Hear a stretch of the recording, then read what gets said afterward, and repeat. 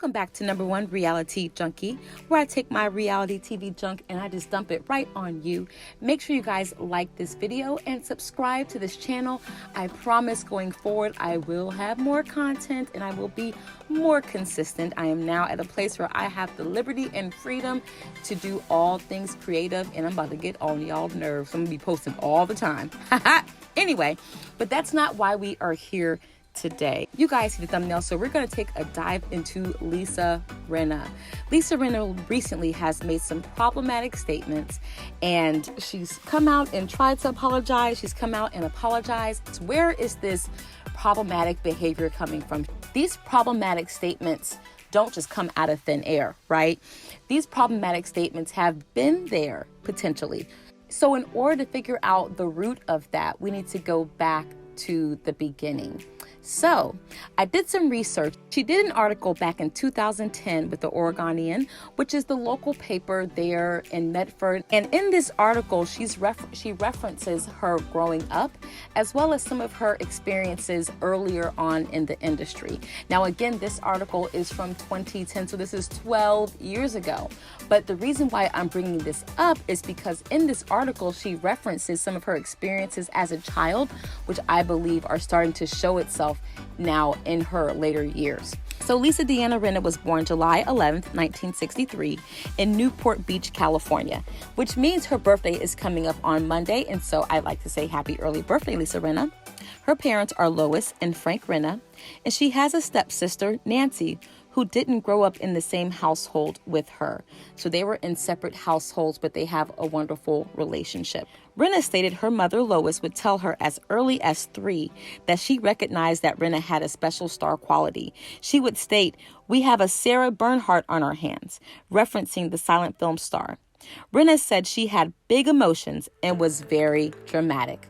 Let's put a sidebar right there. The big emotions and the dramatics of it all is perfect for the Real Housewives of Beverly Hills. And let's face it, that's what we've grown to know about Lisa Rinna, and that's also what we've grown to love about Lisa Rinna.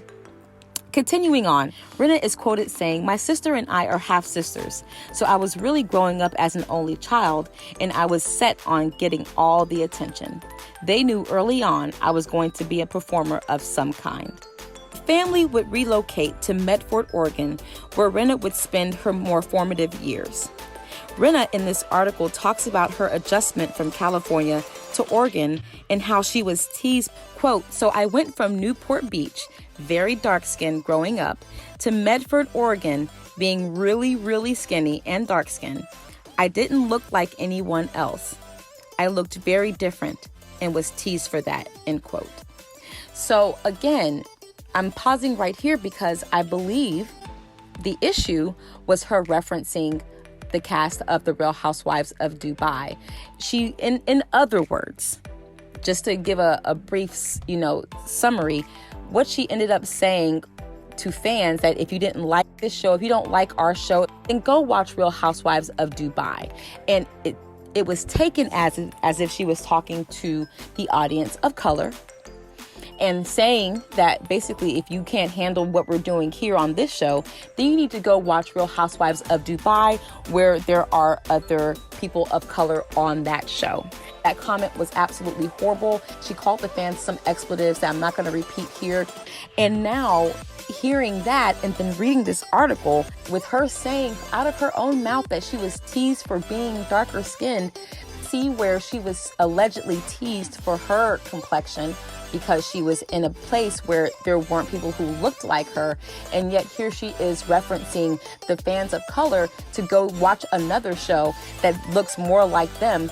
Wouldn't that be the pot calling the kettle black, considering Garcelle was in the same position, being the only person of color on a reality show where there's all white women, and being in a place where no one looks like her, and the cast not understanding her experience within that?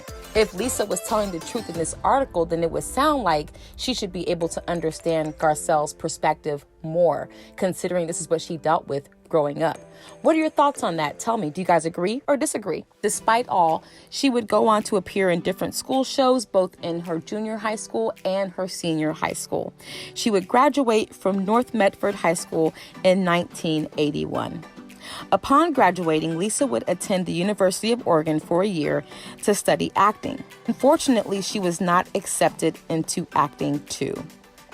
She talks about this experience in her acting class, and I'm going to read this verbatim because she's referencing her experience. But I don't want to mix up words. I don't want to get this wrong, but I'm going to read this verbatim as it's written in the article. Quote, I had these two gay teachers who I think, whether they had it out for me or not, they didn't love me and wouldn't put me in acting too, she said. It didn't have to do with whether they were gay or straight, but they were the first gay people I ever came across in my life. That's for sure. Medford was a very different town at that point. They weren't really fond of ingenues.